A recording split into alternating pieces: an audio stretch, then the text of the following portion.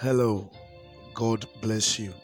It's another edition of the Moment with God program, and I want to wish you the best of the new day and the new month. God bless you. So, we started talking about treasures some days ago, and I'm still led to continue talking on the word treasures. Some days ago, we spoke about the introductory part. Yesterday, we mentioned, according to the Bible, the parts of treasures that people travel with in their life journey. That part of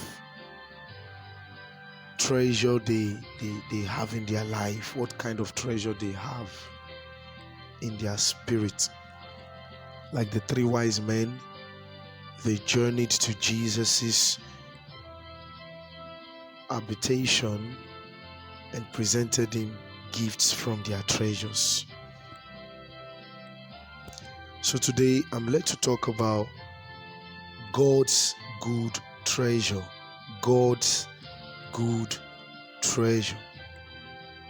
Almighty Father, thank you for today. I pray that everyone listening be blessed. Change everything that needs to be changed in their lives and make them perfect unto your holy written word.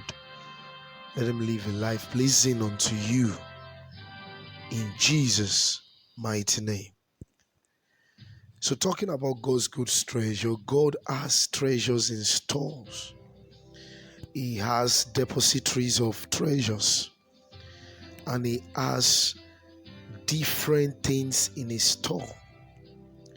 But God's good treasure is not for the sinners. God's good treasure is not for the backsliders.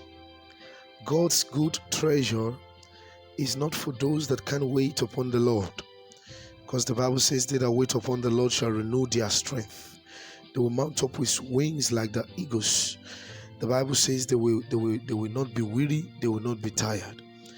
And that is, the treasures of God is meant for the holy ones. And I'll be reading from the book of Deuteronomy chapter 28. And it shall come to pass, if thou shalt hearken in this context is Shama. If thou shalt be attentive, if thou would be careful, if thou would consent to my ways, if thou would discern my ways, if thou would give ears unto me, if thou would be obedient, if thou would perceive me, if thou would regard me, if thou would understand me, if thou would be diligent in my things, if you would report my things even to the nations, if you would bring yourself to that place where you can see me, where you can even tell the word about me, if you hearken diligently unto the voice of the Lord thy God, to observe and to do all his commandments which I command thee this day, that the Lord thy God will set thee on high above all nations of the earth. So God's good treasures is that he sets people on high. He set people on high above nations. And that is so pleasing to God. And that is a treasure to God. So, and all these blessings shall come on thee and overtake thee, if thou shalt hearken unto the voice of the Lord thy God. So God's good treasure is for the obedient, is for those that listens to God, is for those that lives by the precepts of God, is for those that sees God as their Father, as their very own Father, is for those that hearken diligently unto the voice of the Lord. And the Bible emphasized on God blessing them.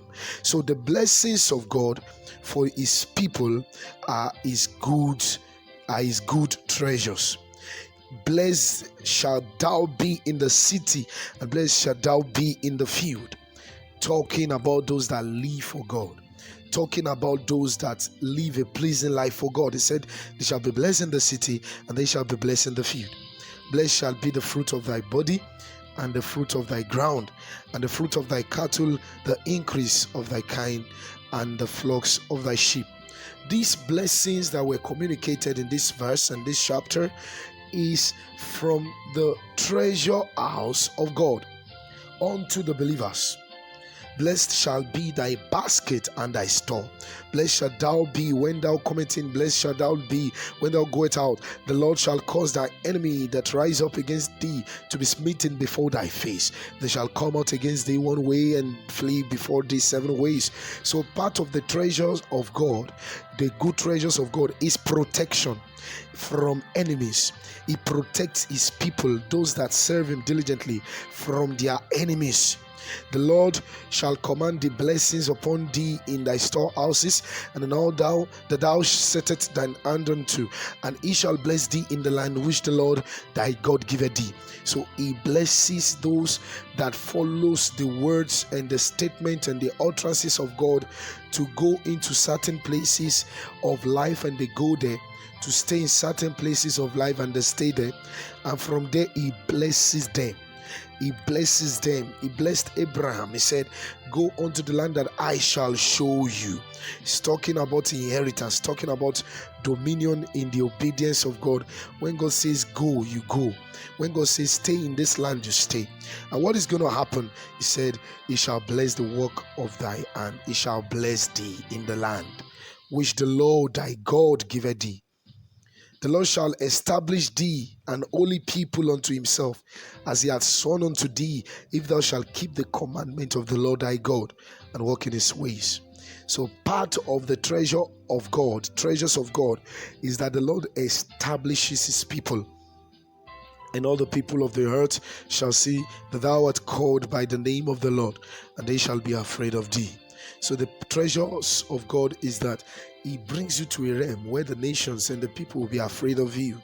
And the Lord shall make thee plenteous in goods, in the fruit of thy body, and in the fruit of thy cattle, and in the fruit of thy ground, in the land which the Lord sware unto thy fathers to give thee. The Lord is talking to those that serve him, those that diligently follow his precepts. He blesses them. And in that verse 12, and that's the main text of today's teaching, the Lord shall open unto thee his good treasure.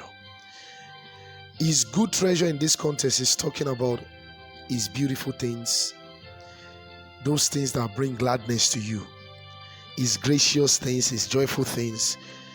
He prospers you, and he brings you to that place that is merry. And he said, out of unto his good treasure, the heaven to give the rain unto thy land. So whenever the rain falls in the realms of the spirit, it's the treasures of God. The rain unto thy land in his season, and to bless all the work of thine hand. And thou shalt lend unto many nations, and thou shalt not borrow. So there is a state in God, there is a place in God where you don't borrow but you give, and that is from the treasure house of God. And these scriptures, this chapter of the Bible, further goes ahead to even curse those that would not serve God, to curse those that would not live for God, and that is those that doesn't keep to his commandment, those that serve other gods. He cursed them.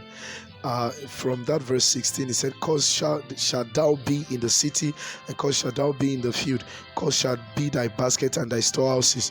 You see, every blessing that God had proclaimed from that verse 1 to the verse 12 we read, God also started talking about it in the other way around, for those that would not serve him, for those that would not live for him. So rather than curses, you should embrace life. You should embrace life in the treasure of God, in the treasure house of God. And today's teaching, God's good treasure, is emphasizing the point that you should be holy so that you can find grace in the sight of God, so that he can bless you from everything you see in verse 1 to verse 12 of the book of Deuteronomy 28 verse 12. God bless you. I love you. Shalom.